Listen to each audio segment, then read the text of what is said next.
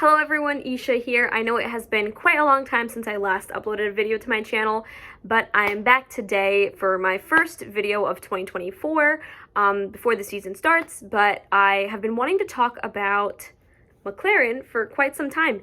So in today's video, I'm going to be talking about the improvement and progress that they made throughout the 2023 season and the upgrades that they brought and what I think the 2024 season is going to look like for them. So before I get started, I just want to make a quick note that anytime I talk about the first half of the season, I'm talking about the first race in Bahrain to the last race before the summer break, and then the second half of the season refers to any of the races after the summer break.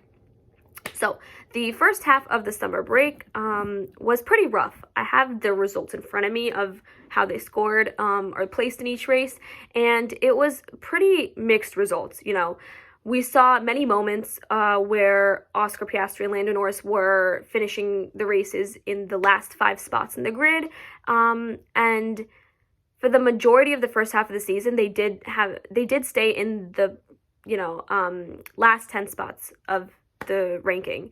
There were moments where they finished in 6th and 8th, like the 3rd round in Australia, and then there were moments where they DNF'd, like the first race of 2023, where Lando finished in 17th and Oscar unfortunately DNF'd. But then we had moments where they were finishing in the top 10, like in 9th and 10th place or 9th and 11th place, but for the majority of the season, the theme was that they weren't doing that well. And given that this was Oscar Piastri's rookie season, it's not something that was completely out of the ordinary. But the last race going into the summer break was in Belgium, where Lando dropped to 7th place and Oscar was unable to finish. Now, the reason why I said dropped to 7th place was because in the British Grand Prix, Lando Norris actually got 2nd place. That was his first podium of the season, and Oscar improved and finished in 4th place. So, first half of the season, I say it's rough and bumpy and mixed, but then you also have moments where you're on the podium. So Lando was on the podium in the British Grand Prix, and then he continued this streak into Hungary, where he also finished in 2nd place, and his teammate Oscar Piastri was also in the top 5. And then, obviously, final race in Belgium, dropped down to 5th. Lando dropped down to 7th place and Oscar unfortunately DNF'd. And then we had the summer break. So coming back from the summer break, we did not see an immediate surge of almost winning the race or anything. And I think that's because the car didn't have all of the final upgrades yet. So the final upgrade package came for the Singapore Grand Prix. Before that, we had 2 races. They were in the first race was in the Netherlands and the second race was in Monza. So those 2 races, they finished in 7th and 9th in Netherlands and then 9th and 11th in Monza. So for those ones, they did not have the full upgraded package of the McLarens. And then in Singapore, that was one of the most iconic races of the season, in my opinion. Not only because it was the only non-Red Bull victory of the season, which went to Carlos Sainz, but also because of the teamwork that we saw between ex-teammates Sainz and Norris, and that it was a podium for Carlos as well as for Lando Norris. And then right after that, we had Japan, where we saw a Norris-Piastri double podium, which was really, really interesting to see. That was the first double podium they had of the 2023 season. So Lando Norris finished in 2nd in Japan and Oscar finished in 3rd. And then in Qatar, we saw this switched around as Oscar Piastri took 2nd place and Lando had 3rd place. In Qatar, it was also a sprint weekend, and that was the sprint race that Oscar Piastri actually won, which is insane given the fact that this was only his rookie season.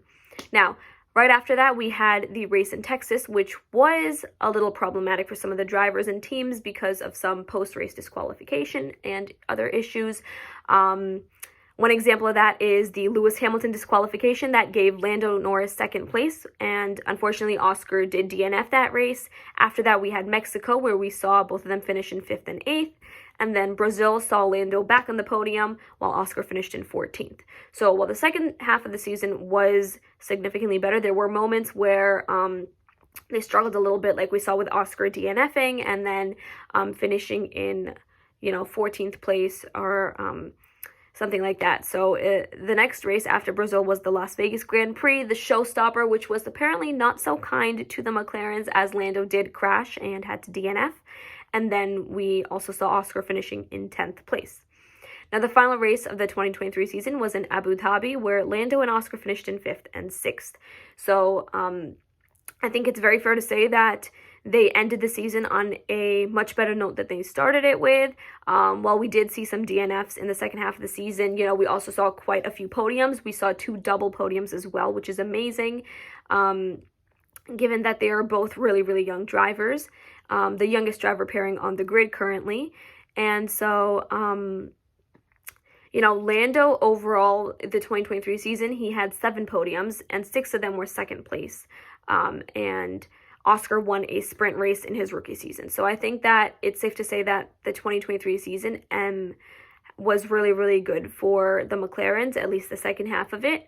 Obviously, as I mentioned before, the first half was really rough for them, but you can see how much they progressed throughout the season, especially after the summer break, and not just in terms of placing better on the rankings or scoring more points or being on the podium, but also in terms of the confidence that they gained throughout. Because in many of Lando Norris's post-race interviews in the second half of the season, you could tell that when he wasn't on the podium, he felt frustrated, even if he was in 4th or 5th or 6th place, which is a very big change from him, being in the last 5 places at the start of the season. So that shows you how much the drivers have grown themselves, and how they're going to be going into the 2024 season expecting a lot more from themselves and from the team.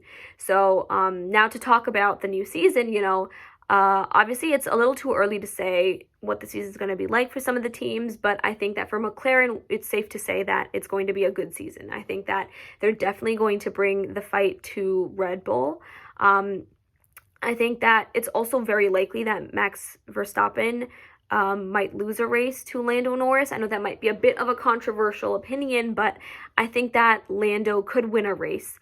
But that really does depend on Max Verstappen's performance and what the new Red Bull looks like. I also think that we're going to be seeing quite a few more podiums for both Lando and Oscar.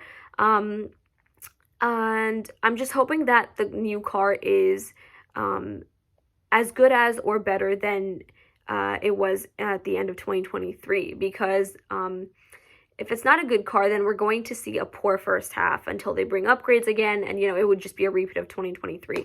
But I think that for McLaren, it is safe to say that they're going to have a good season.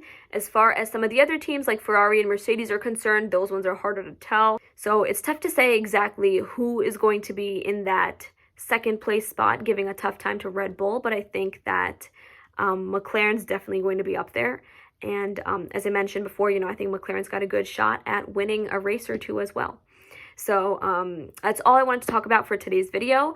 If you guys have any comments or thoughts about what the new season's going to look like for them, or what the old season was like, please do mention them in the comment section, because I do like seeing your comments and your guys' thoughts.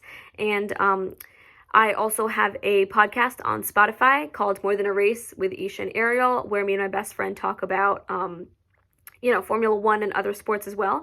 And we actually just made an episode where we were talking about McLaren's resurrection. And if you guys are interested in, hearing more about the specific upgrades that they brought to the car, or the exact stats from the season, please do give our podcast a listen, because we do go into a lot more specific details in there. But overall, I hope you guys enjoyed my video, and I will see you guys in my next one. Bye!